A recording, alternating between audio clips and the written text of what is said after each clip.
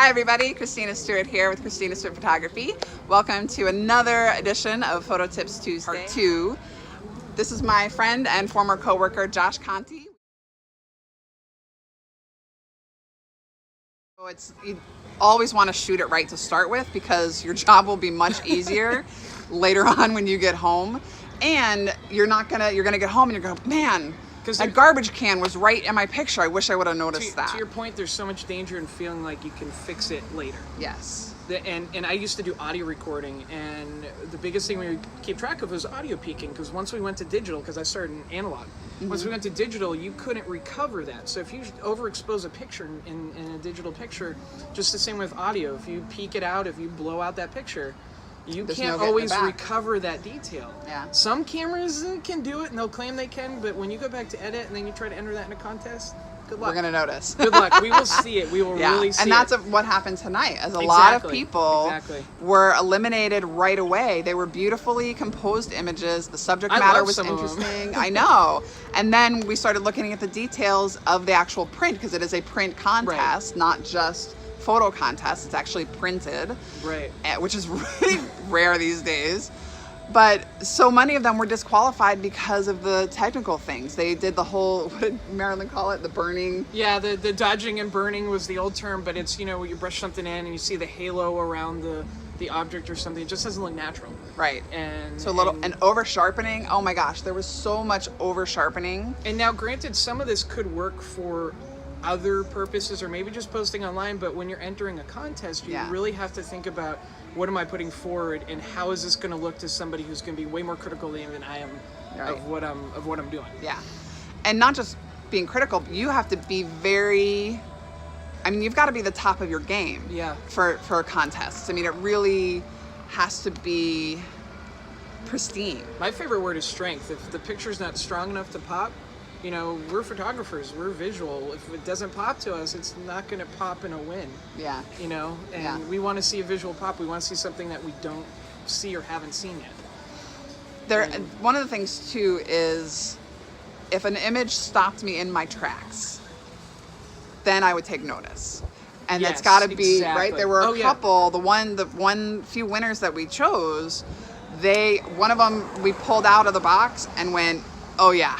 This is first place. And not to go too long, but I did judge a major corporation's art contest twice in a row, and it was mixed media. And go figure, when we went through it with the other judge I had, when we went through everything, no photograph ever won the contest.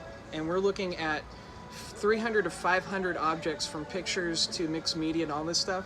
And it was never a picture that won, because in the end they ended up looking generic compared to the other stuff. So a picture could have won had it been a little different than what everybody did. So you've always got to be, being ahead of the game can be, if you're entering mixed media, if you're doing all that, you got to be ahead of the game in many more ways than that. You can't just be a picture you love. It's got to be a picture that, you feel in your heart. You look at it and you go, oh wow, yeah. If it hits you, chances are it's getting somebody else. Yeah, and one of the things that I always recommend to my students too is, when you're bringing images to me as your professor, or a mentor photographer who you are showing your work to and want to get their opinion, photography is subjective. We're going to bring in our experience and our knowledge as professionals, and we can put a lot of our personal preferences aside. But in the end, and I talk about this mostly with photojournalism stories, longer term stories. In the end, if it's you who the picture is representing, and so if you feel super strongly about an image and you want it to be included in your story or in a contest, then absolutely go for it. Even if Josh and I were like, I don't know, it's not as strong in this area, or it could be stronger in this one. Right. If you're like dead set, this is really important, I really feel strongly about it, then go for it, because it's you who the photo is representing, and in the ultimate sense, doesn't matter what anybody else says or thinks. It's what you feel about it. And then my final thought would be, just because you see it on the internet and you see it get 1 million likes on the internet doesn't mean it's good. Right. You know, if you're out and you're on a trip somewhere and you take a picture of a mountain just like everybody else did and you put it on Instagram and you're looking for likes and everything, there's a chance they did it for another reason. The likes came from somewhere else. It doesn't mean it's a good picture. Yeah. It doesn't mean it wins a print competition. It doesn't always mean that it's the best you could do. You know, and so always push yourself a little bit more. If you see it, say, hey, if I go there, I'm going to try to shoot at a completely different angle. I'm going to go somewhere else and do it completely different. That's my goal. You know, nowadays when I'm traveling with my family, I bring an old camera with a manual focus lens just to challenge myself, just to do something, because I get different results. And so you need to find ways to challenge yourself all the time, because if not, you hit a rut and then nothing happens. Yeah. And then you just have pictures and you're just doing pictures same for over the sake and over, of pictures. right. Find that love and then find ways to keep prodding and poking and lighting the fire under that love that you have for it. Yeah. One of the things that I've always done is in newspaper, sometimes you just have to get the picture. You have to get a picture. It's not very interesting. Exactly. The event isn't very interesting. So you've got to make houses, sure. you know, it's right. like, you can only do so much. Anything. So what I would do is I would say, okay, I have a shot that's good for print. You know, I have something that'll work for the newspaper. Exactly. It's good enough for the paper, and then then I would always ask myself, like you, right, how can I make this different? How can I make this more fun? What can I do for me that will make me happy? Yeah. And there's always that money shot, and if you don't feel like you got that money shot, chances are you may need to hang and keep shooting for a little bit. And waiting Not for that spray moment and pray, to happen. but keep looking for it, Spray and or pray. move a I've little bit never or heard go that. somewhere. Yeah.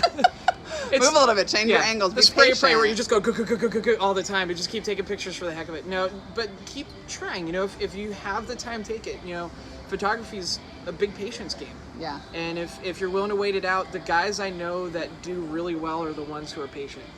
You know, the ones who wait it out and are self-aware and paying attention and trying for that something else. You know, they're looking at people they like, but then they're trying for that something else past that. Right. You know.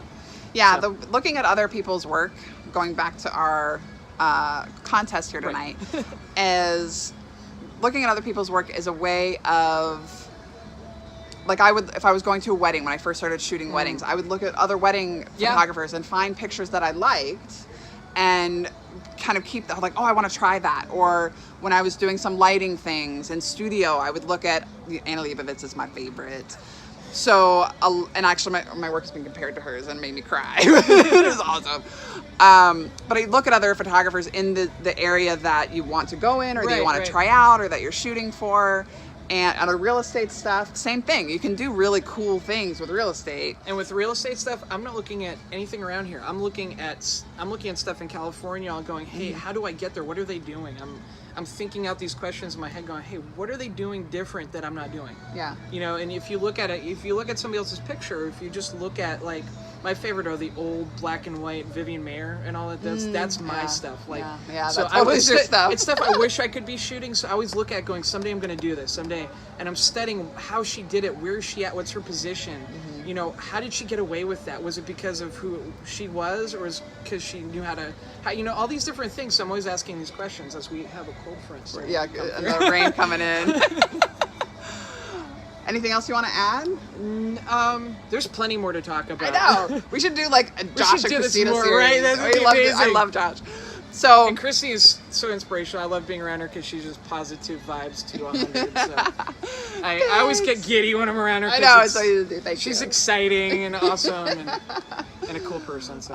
Thank you. I appreciate you, Josh. We might die. So we're gonna wrap this up. So one thing that I do want to say that I would love to talk with you about another time is cleaning your camera and your sensor. I don't feel comfortable if you see spots in your sky, like you take a picture of the sky or water. Looks like little water droplets. Yeah, it looks like little droplets or little dirt spots, right. And they're in the same place every time you take a different picture.